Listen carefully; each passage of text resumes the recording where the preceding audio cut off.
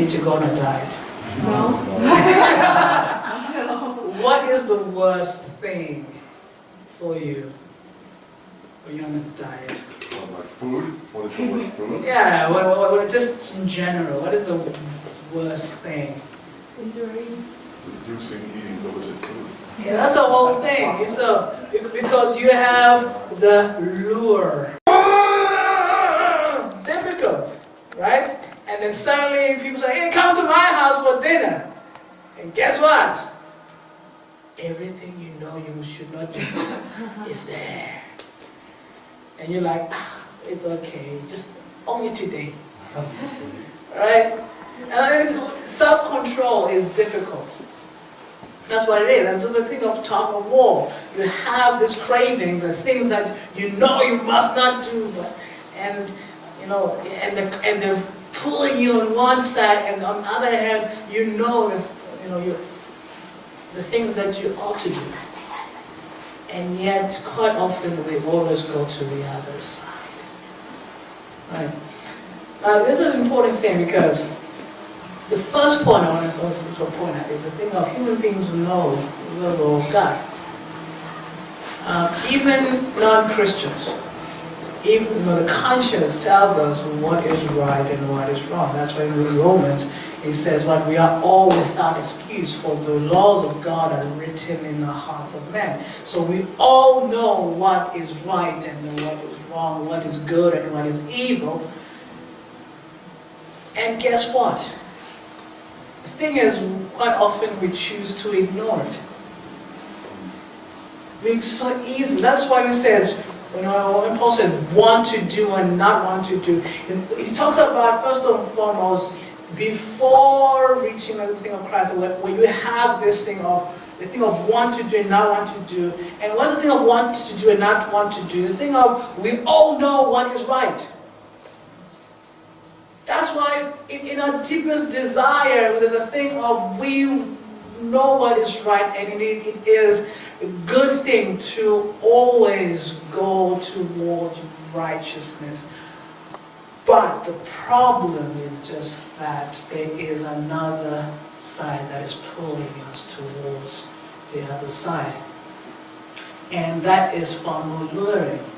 So that's why even Paul, the thing of want to do and not want to do, this is the thing of, even, like I said, the I, it's not just himself.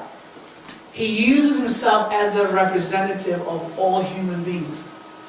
So basically, it's like all human beings, the thing of want to do, we try to strive to do what is right. But at the same time, we don't do what is right, because going to the other side is actually much better. If someone makes me angry, it's it's easier to go for revenge. Right? Hatred is far easier than love. It's far, far easier, because to love someone you have to sacrifice. It's not just a matter of emotions, it's also actions. So the thing of doing what is right takes sacrifice, it takes time, and it is not easy. To hate someone, trust me, it's quite easy to find fault in other people. There's always reasons, it's easy to find reasons to not like somebody. You see, than to actually like somebody. Because there's so many things that make people quite different. Just by looking at you, guess what? They're different. Male, female, different age groups, nationalities, cultures, language. Even in Korea, people from northern part, Seoul and Gyeonggi-do area and down here, even the way people speak, Saturi and whatever, it really divides people up. There is so many things that can cause divisions. And it does take an effort to look past all that and just see a brother and a sister, a person that you ought to love. See. Now, I want you to look at that. Now, You know, there's so many different experiments and everything. Like if you go on YouTube, there's this thing of what would you do kind of scenarios. We have different actors who sort of act out a specific situation and see how people normally react. It's a very, very interesting. So for example, when you look at this situation, you see a woman beating the daylight out of this dude. Right? Now, let me ask you a question. How many people do you think came to his rescue? Nobody did. Nobody came. No, like, some of them really like somebody getting whipped. Yeah. But there's some things like nobody actually went and helped this poor dude. You know, those who are sitting next to me, this guy's like, I'm not looking, I'm not looking, I'm not looking. It's very interesting to see how people will react in different situations. There's also another one where you have like what's called domestic violence, where we have a couple of sort of, you know, this guy's busy shouting at this lady, you know, whatever, grabbing her hair in an elevator and see what people in the elevator will do. And usually people are like, it is not my business. Now, what is the right thing to do? Make it your business. Go and like, whoa, guys. What's going on here? Try to be a peacemaker. Blessed are the peacemakers, for they shall be known as children of God. As here's a situation that definitely needs a peaceful resolution, and someone to mediate, to come in and to, you know, bring a peaceful situation there. This thing of making it your business. Sometimes we just have to make it our business. But quite often, that's the whole thing of doing the right thing. If someone is suffering, it's very easy for us to just simply ignore and say, it's none of my business. That's the thing of tug of war. You see something that needs to be done. We know what the right thing is. And quite often, we try not to get involved because it's far more easier for us. You see, it's easier for us not to be involved and just continue with our daily lives and just ignore all that than to stop, go in, make it your business, try to bring a peaceful resolution, even if it means you getting punched in the face in the process.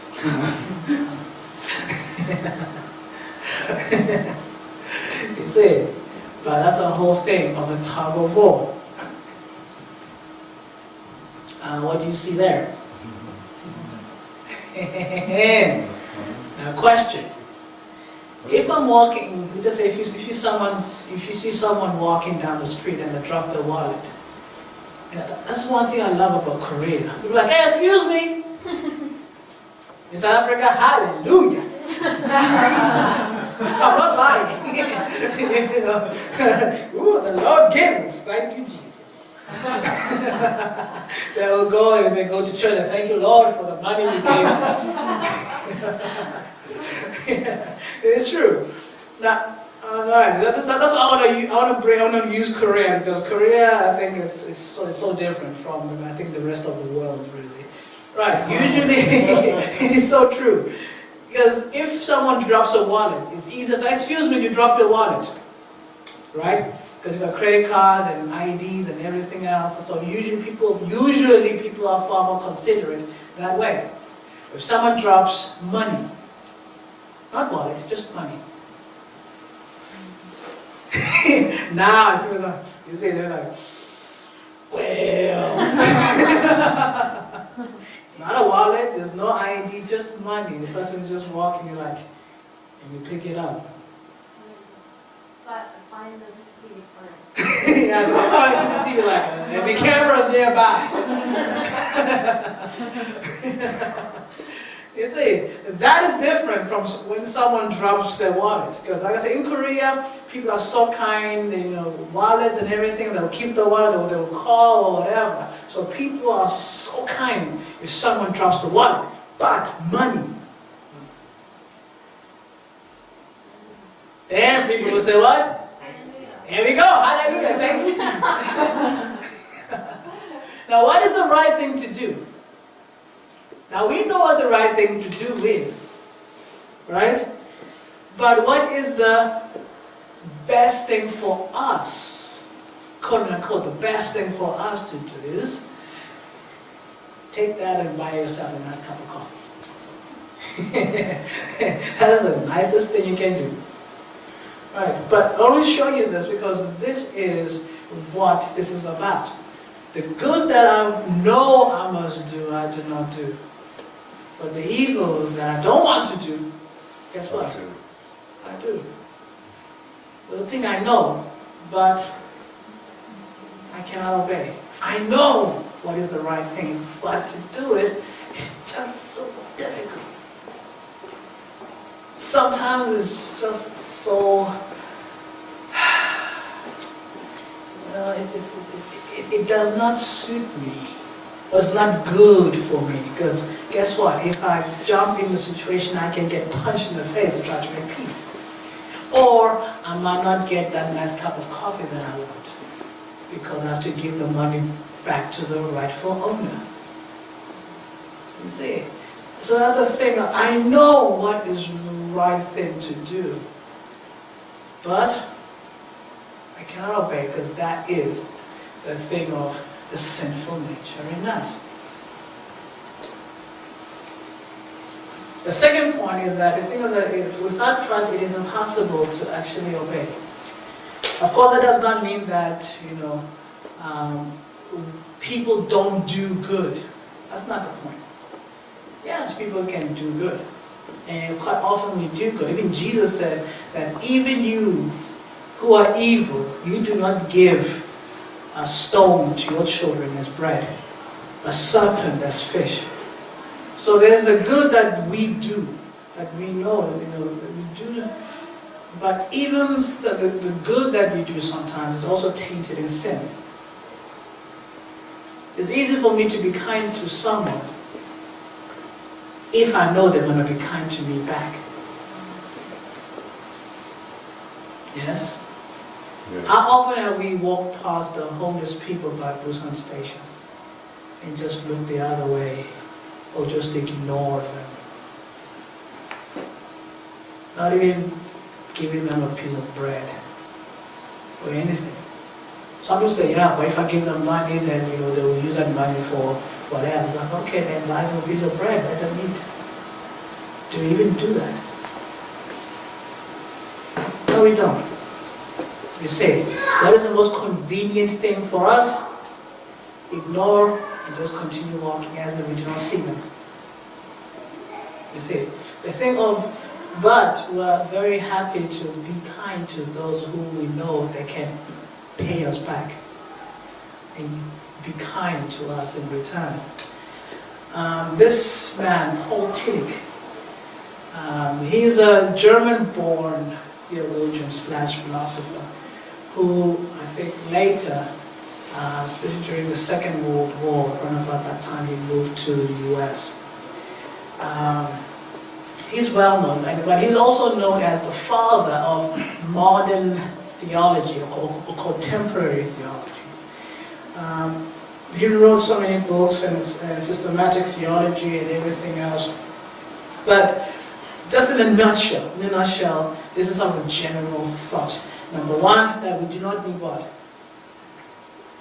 Organized Christianity. There we go. So the thing of coming to church and having this thing, and of course there are doctrine and dogmas and all of those things are actually not good. Human beings need to have freedom. And of course, the whole thing of the denial that Jesus was not God, but a man. The miracles in the Bible, they have a scientific rationale behind it. So he does not believe in miracles or anything like that. But the main thing, especially for today, is simply that human beings can find what? God and morality. How? Through reason only. You don't need the Bible. Just through your rational mind, you can find, we all know what is right, what is wrong, and all of those things. You see? In a way, I think Paul, in a certain way, especially in terms of finding morality and whatever, the human beings, we all know what is right and what is wrong. So in a way, Paul would say, yes, I agree that human beings in a way can, you guys have a sense of God and also have a sense of right and wrong and justice through reason. But that's not the point. The point is not about knowing, but living it. And that is what is so different. That's why when we look at, just in verse 25, this is a very important thing because he goes on and he says, thanks be to God who delivers me through Jesus Christ the Lord. Delivers me from what? This whole target war. Because you have this thing of knowing versus obedience. I know what the law says, I know what is right, but my flesh simply goes for the other side. It is easier to disobey than to obey. So Paul the whole thing is like, yes, but the point is not just about knowing. And this is very important. That's why the second part, he really explains it very, very well. So that I myself, in my mind, am a slave to God's law, but in my sinful nature, a slave to the law of sin. This is very interesting because you have to, right. What does that mean? Simply, that's what I think of I by myself. The key is myself there. Basically, it says, I myself, without Christ.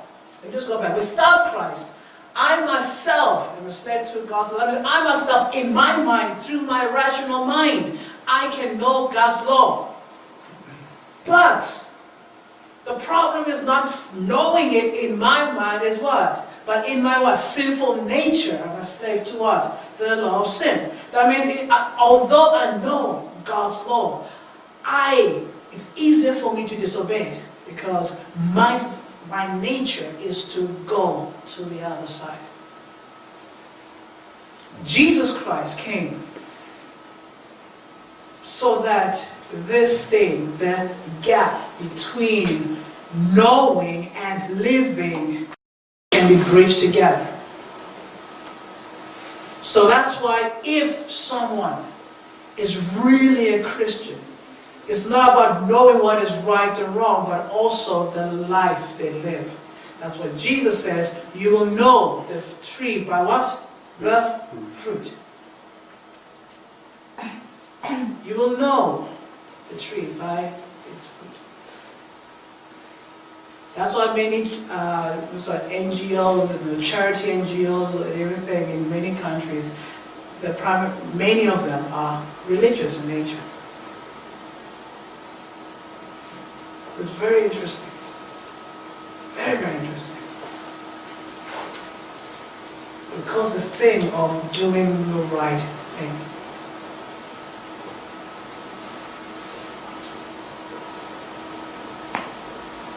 So this is it. Up there you have the Bible, covered in dust. It means what? Someone has not been reading. That's basically what it means. You have two things. You know this statue, right? The thinking man.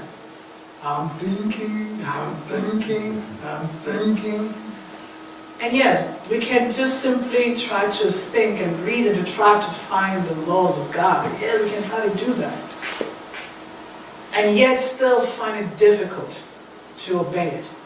Because our very nature is to disobey. Or we can just simply read the Bible through the revelation that God gave us. So we know precisely. You know, it's like saying,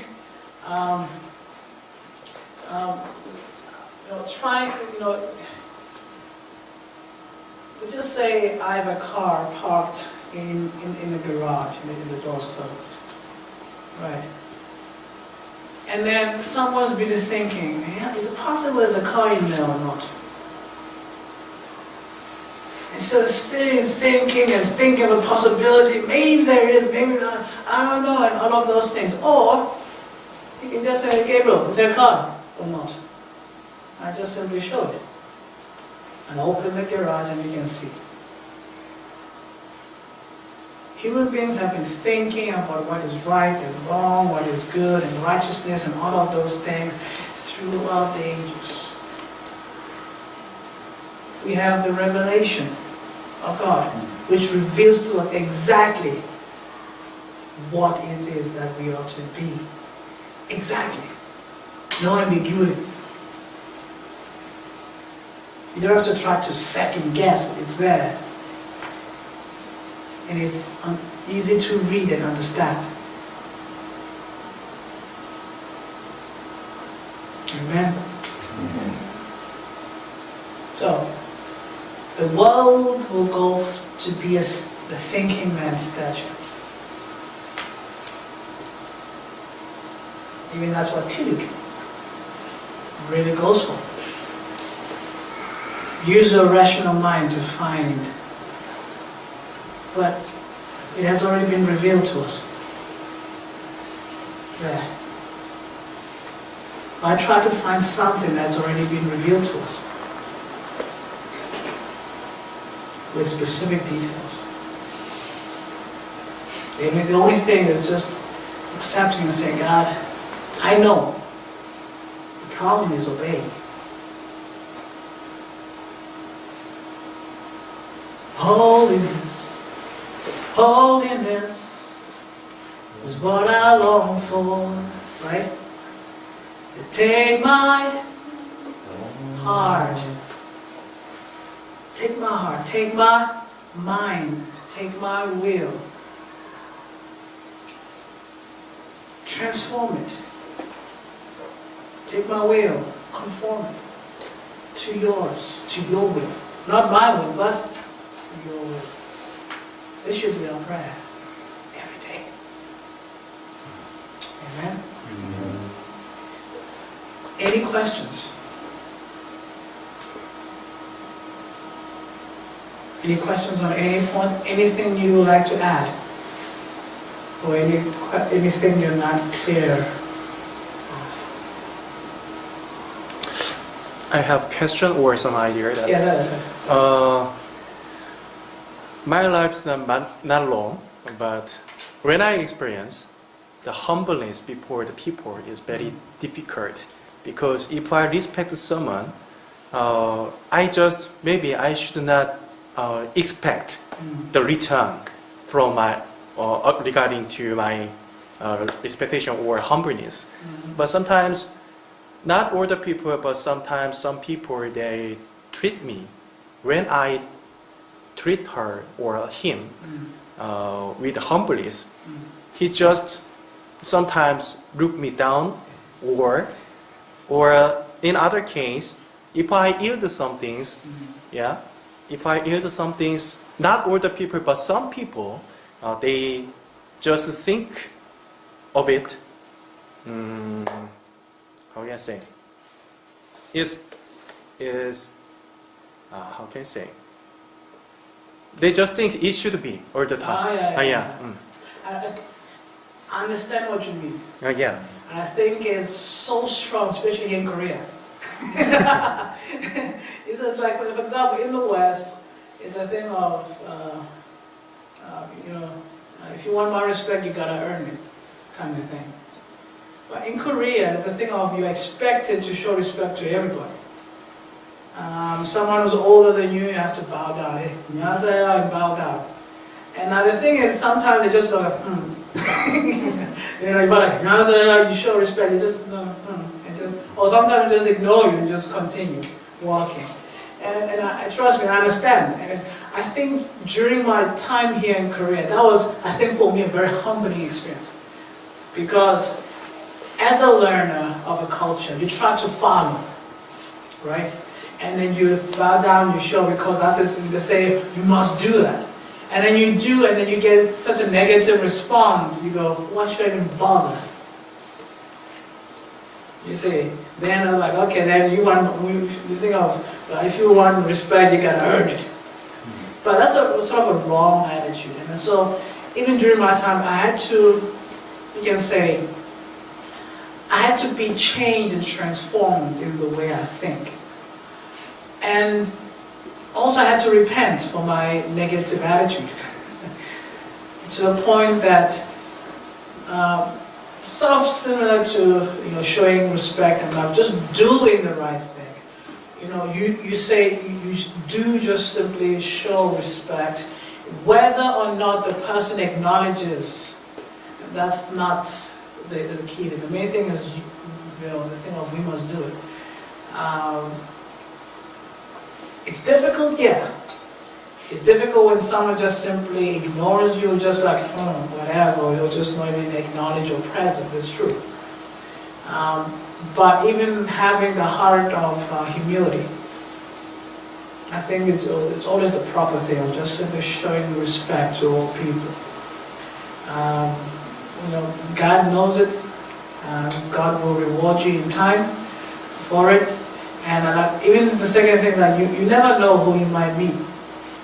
Because sometimes you might meet someone very important, you might show them the respect and everything else and make a good impression. You see? And that may even open opportunities and doors for you. So you never know who you may meet. The main thing is just always show respect. It's difficult.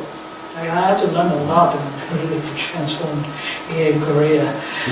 It was not easy, trust me. Yeah. Any more questions? Anything else?